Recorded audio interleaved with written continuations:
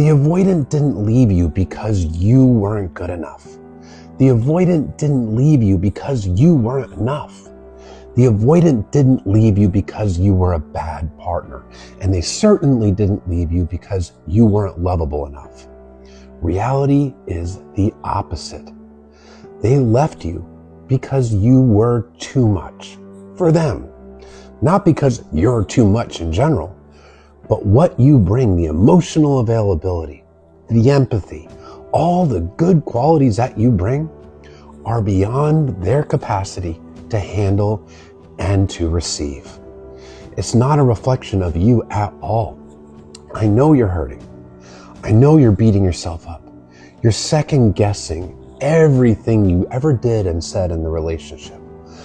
Likely blaming yourself for the avoidance reactions. Maybe if I just didn't assert my needs here, or I bit my tongue here, or I didn't press for more, maybe they'd still be with me. Maybe, but then you wouldn't be being authentic. You would be tiptoeing and walking on eggshells, sacrificing your own wants and needs to cater to a person who doesn't have the capacity to do the relationship that you want. If you're dealing with a dismissive avoidant, you're dealing with a person that was on the receiving end of consistent childhood emotional neglect.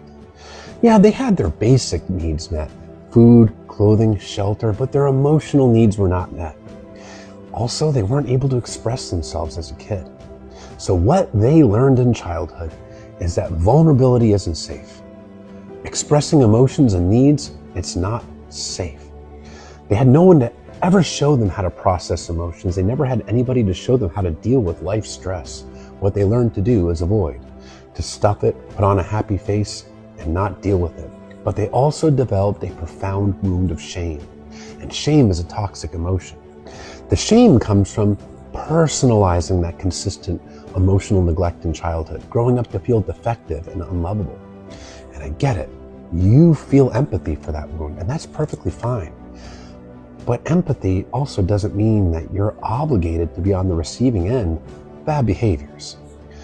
But that shame prevents the avoidant from being able to really actively and fully emotionally engage in a healthy relationship. Emotional intimacy is a trigger for them. That vulnerability feels unsafe. It pokes at the wound of shame. The fear that lies in the subconscious of a dismissive avoidant is, if I lower my walls and I let my partner in, they're going to figure out that I'm defective and they're going to reject me and abandon me.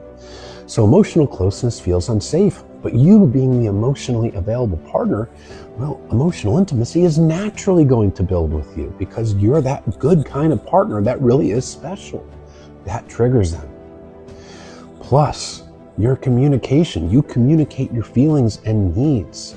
Communication to an avoidant is terrifying. They weren't able to express themselves. Plus, you bring normal, healthy expectations to a relationship. This is a person, due to that profound wound of shame, that gets triggered by expectations, even expectations for the bare minimum. They often had a parent or caretaker that was very demanding of them, probably narcissistic, put high expectations on them that they couldn't really meet. So they have this belief that they can't meet expectations and they're ultimately going to disappoint somebody. So because you're showing up as a good partner, because you're showing up as a great partner, because you're showing up emotionally available, empathetic, and loving, they couldn't handle you, and it triggered their insecurities. It's not because you did anything wrong, it's because you did everything right. Dismissive avoidants are triggered by healthy relationship behaviors. So the fact that they got triggered means they're getting triggered by your normal, loving relationship behaviors. Don't beat yourself up for that. This is a person that is just not able to receive that kind of love, that kind of empathy, and that kind of effort and care. Not until they do therapy and do the inner work and fully commit to healing. But that's their journey to take. Well, you're probably also in a state of confusion because they may have blamed you for the breakup. So of course you're going to feel like you're not enough. Keep in mind that wound of shame is profound. Taking accountability in the mind of the dismissive avoidant would be confirming their own shame and defectiveness. Ooh, I did this wrong. I hurt my partner. Look, it's proof I'm a bad person. Look, it's proof I'm defective. That's painful. So what they do is they almost instinctively turn it around and make it your fault. They do the mental gymnastics to shield themselves from that wound of shame. So if they can make the breakup your fault, their urges to sabotage the relationship your fault, well, they don't have to self-reflect. They don't have to take that accountability and face that wound of shame because it's your fault. So don't personalize the wounds of a person that has childhood wounds. You didn't cause that. Don't personalize their unhealthy behavior. Just recognize that you brought great love and empathy to the table and they aren't able to receive it. And that isn't your fault.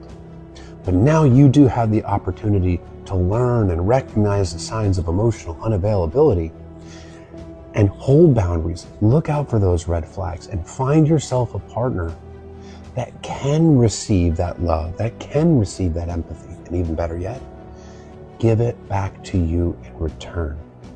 Find the partner that's willing to pour into you the way that you're willing to pour into them. Now you're free to do that.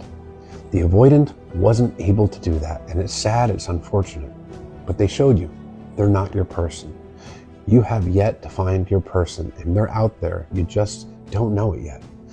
Hold those boundaries, look out for those red flags, and you will get to that healthy, loving relationship where you actually receive, not just give.